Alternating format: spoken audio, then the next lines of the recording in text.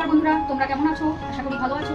আজকে আমি চলে এসেছি সিমের বীজ দিয়ে মুরগির মাংসের ঝাল রেসিপি। এর জন্য আমি এখানে নিয়ে নিয়েছি 1 কেজি মুরগির মাংস। এটাকে আমি ভালো করে ধুয়ে পরিষ্কার করে নিয়েছি।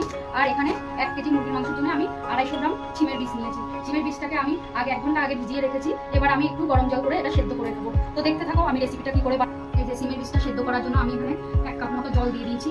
দিয়ে গ্যাসটাকে অন করে একটু লবণ দিয়ে সিমের বীজটাকে 5 মিনিট সেদ্ধ করে নেবো। বেশি সেদ্ধ করার দরকার নেই, 5 মিনিট সেদ্ধ করে নিয়ে হয়ে যাবে। আর এখানে দেখো মাংসটাকে আমি মেখে নেবো। মাংসটা মেখে নেওয়ার জন্য আমি এখানে কিছুটা পেঁয়াজ কুচি, আদা রসুন আর লঙ্কা বাটা দিয়ে দিলাম।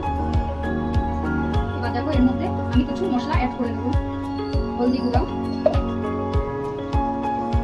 ধনে গুঁড়ো, পরিমাণ মতো লবণ,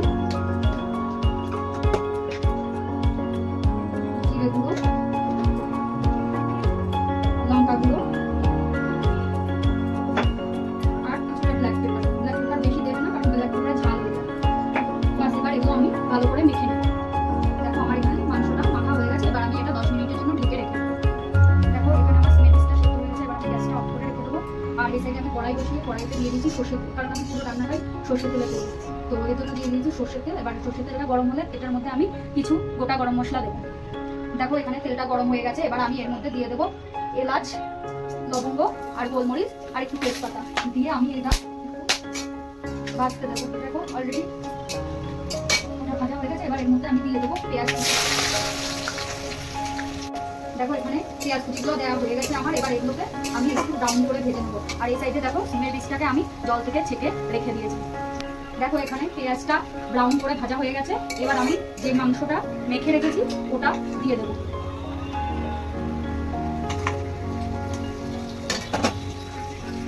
দেখো এখানে আমি পুরো মাংসটা ঢেলে দিয়েছি। এবার এটাকে আমি 10 মিনিট কষিয়ে নেবো। দেখো 10 মিনিট চিকেনটা কষিয়ে নেওয়ার পর এবার আমি সেদ্ধ করা সিমের বীজগুলো দিয়ে দেবো।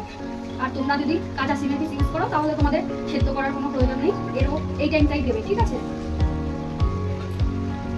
দেখো সবগুলো সিমের বীজ আমি দিয়ে দিয়েছি। এবার এটাকে আমি আরো 10 মিনিট কষাতে থাকবো। দেখো এখানে মাংসটা সিমের বীজটা ভালো করে কষানো হয়ে গেছে। এবার আমি এটার মধ্যে একটা টমেটো কুচি করে দিয়ে দিচ্ছি। তো টমেটোটা দিয়ে আমি আরো 5 মিনিট এটা কষাবো। দেখো চিকেনটা ভালো করে কষানো হয়ে গেছে। দেখো টমেটোটাও সেদ্ধ হয়ে গেছে। এবার আমি জল ঢেলে দেবো। বেশি জল দেওয়ার দরকার নেই, কারণ এই তরকারিটা বেশি ঝোল হবে। আর আমি জলটা দিয়েছি, জলটা আগে আমি গরম করে রেখে দেবো। দেখো জলটা আমি দিয়ে দিয়েছি। এবার আমি এটাকে 10 মিনিট ফুটিয়ে নেব। দেখো চিকেন আর সিমের বীজের কারি আমার রেডি। এই যে দিয়ে দেখিয়ে দিচ্ছি কতটা জল রেখেছি। আর এই যে দেখো সিমের বীজগুলো খুব সুন্দর সেদ্ধ হয়ে গেছে। এবার আমি এর মধ্যে একটু গরম মশলা আর কিছুটা ধনে পাতা কুচি দিয়ে নামিয়ে দেবো।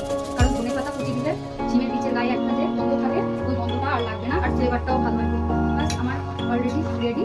এবার আমি গ্যাসটা অফ করে দিলাম। এই যে দেখো চিকেন কারি রেসিপি অলরেডি আমার রেডি।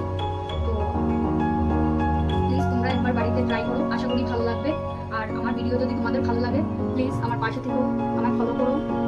তোমরা পাশে থাকলে আমি আরো নতুন নতুন ভিডিও দেওয়ার উৎসাহ পাবো। ধন্যবাদ।